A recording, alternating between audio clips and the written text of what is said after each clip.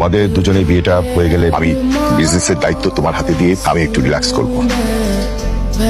ভাই কি হয়েছে? কত টাকা লাগবে? 1 লাখ টাকা। 1 লক্ষ টাকা লাগবে? ঠিক আছে ভাই, আমি সব টাকা পরিশোধ করে দিব। 2 দিনের মধ্যে যদি আমি 1 লক্ষ টাকা না পাই আমি আবার আসবো, কথাটা যেন মনে থাকে।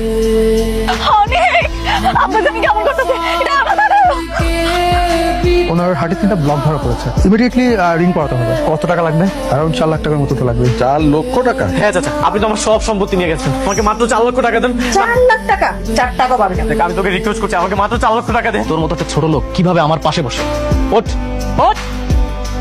একদিকে বস্তির মানুষের বিপদ, অন্যদিকে অপারেশনের এতগুলো টাকা। আমাকে বিপদ থেকে বাঁচাও আল্লাহ। হ্যালো, আব্বার অবস্থা অনেক খারাপ, ডাক্তারে কইছে আজকের মধ্যে অপারেশন করতে হইব। টাকার কি ব্যবস্থা করতে পারছো? দেখো অনেক, আমার মেয়েকে যদি তুমি বিয়ে করো তাহলে আমার বিজনেস সবকিছু দেখাশোনা তো তুমিই করবি। টাকা পয়সা যখন যা লাগবে আমাকে সঙ্গে নেবে। সব ব্যবস্থা হয়ে গেছে, তুমি ডাক্তারকে বলো আমি টাকা নিয়ে আসতেছি। আঙ্কেল, আমার কিছু টাকা লাগবে। কিছু কেন, সবকিছু নিয়ে নাও। কিন্তু আমি বললাম যে আমার মেয়েকে বিয়ে করো, আমার মেয়ে কিন্তু তোমাকে ভালোবাসে। আমার মেয়েকে বিয়ে করো, তুমি সবকিছু পেয়ে যাবে। ঠিক আছে আঙ্কেল, আমি বিয়েটা করবো। আলহামদুলিল্লাহ, আমি চেকে সিগনেচার করে দিয়েছি, বাট অ্যামাউন্টটা বসেনি। বৃষ্টি, বৃষ্টি, মা এদিকে আয় তো। বস, অনেক তোকে বিয়ে করতে রাজি হয়েছে। সত্যি? হ্যাঁ সত্যি।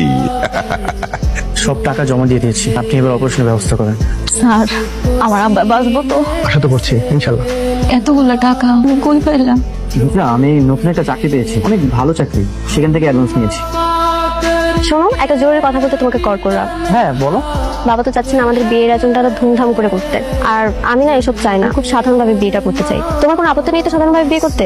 না না, আমার কোনো আপত্তি নেই। তাহলে কালকেই বিয়েটা করতে। এত তাড়াতাড়ি? কি করবো বলো, বাবা তো জিদ ধরে বসে আছে। তিনি যেহেতু বলেছে তাহলে কি করে? তাহলে তুমি কালকে ঠিক টাইমে চলে এসো। ঠিক আছে, আমি চলে আসবো। বুঝলাম, আমাকে একটু যেতে হবে। কালকে আব্বার অপারেশন, আজকে তুমি চলে যাবা? নতুন চাকরি নিয়েছি তো, একটা প্রজেক্টের কাছে চট্টগ্রাম যেতে হবে। ওনারা কতগুলো টাকা তোমারে দিচ্ছে, দরকার না হলে তো আর যাইতা না। কোনো অসুবিধা নেই, আমি সব সামলাইলাম। আমি তো ভার্সিটিতে তোমার পিছন পিছন ঘুরতাম, কিন্তু তুমি তো আমাকে পাত্তাই দিতে না। তারপর অ্যাক্সিডেন্টে আমার একটা পা অচল হয়ে গেল। হ্যালো, শুনো না, ডাক্তারে তো কইছে আব্বার অপারেশন সাকসেসফুল হয়েছে। সেই সন্ধ্যাবেলা অপারেশন হয়েছে, এখনো আব্বার জ্ঞান ফিরতেছে না। আমি তো কিছু বুঝতেছি না। কি বলতেছো তুমি? আমার খুব ভয় লাগতেছে অনেক। তুমি একটু তাড়াতাড়ি আসো না।